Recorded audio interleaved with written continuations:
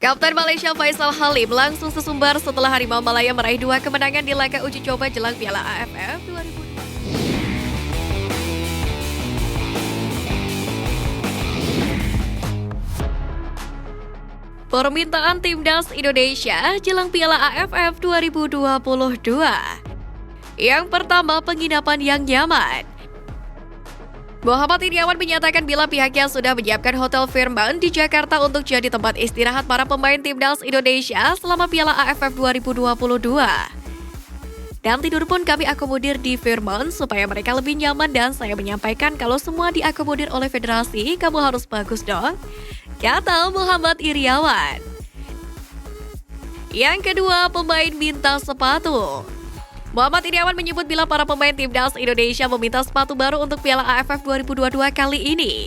Hal ini disebut Iryawan sebagai permintaan layaknya anak ke bapak. Ia pun berusaha untuk menyanggupi permintaan tersebut. Yang ketiga, main di SUGBK dengan penonton. Timnas Indonesia juga memohon kepada PSSI dan kepolisian agar bisa bermain di Stadion Utama Gelora Bung Karno atau SUGBK dengan kehadiran penonton.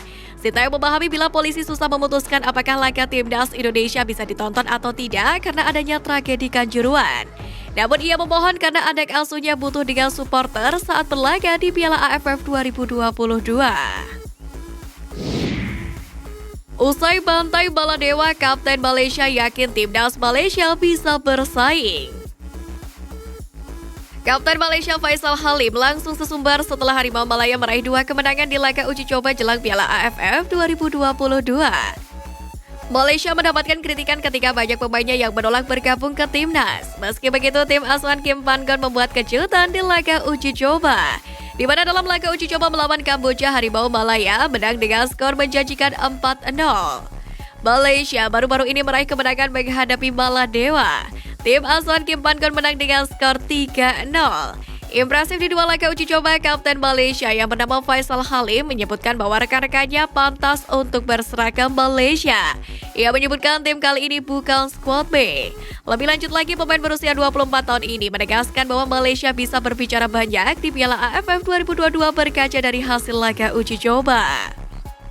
Meski tidak mau menjanjikan target tinggi, Faisal Halim menegaskan bahwa Harimau Malaya akan berjuang ke tahap yang paling tinggi. Sintayong ajukan 2 pemain Belanda lagi ke PSSI untuk dinaturalisasi ke Timnas Indonesia U20. Pelatih Sintayong mengajukan 2 nama lagi ke PSSI untuk dinaturalisasi buat Timnas Indonesia U20. Keduanya yaitu Rafael Struijk dan Zico Sore. Rafael Struijk dan Zico Sore sendiri berasal dari Belanda. Kemampuan keduanya sebelumnya sudah dijajal Sintayong saat Timnas Indonesia U20 menjalani pemusatan latihan atau TC di Spanyol beberapa waktu lalu. Kalau soal Rafael Struijk dan Zico Sore, Sintayong sudah mengajukan ke kami. Tentunya apa yang ditentukan oleh pelatih kami harus akomodir, ujar Ketua Umum PSSI Muhammad Iryawan. Dengan begitu, Rafael Struijk dan Zico Sore akan menyusul 2 pemain Belanda lainnya yaitu Ivar Jenner serta Justin Hubner yang sudah lebih dulu menjalani proses naturalisasi untuk Timnas Indonesia U20. Keduanya bahkan sudah datang ke Indonesia beberapa bulan lalu untuk menjalani proses awal naturalisasi, seperti pemeriksaan kesehatan dan wawancara dengan Badan Intelijen Negara atau BIN.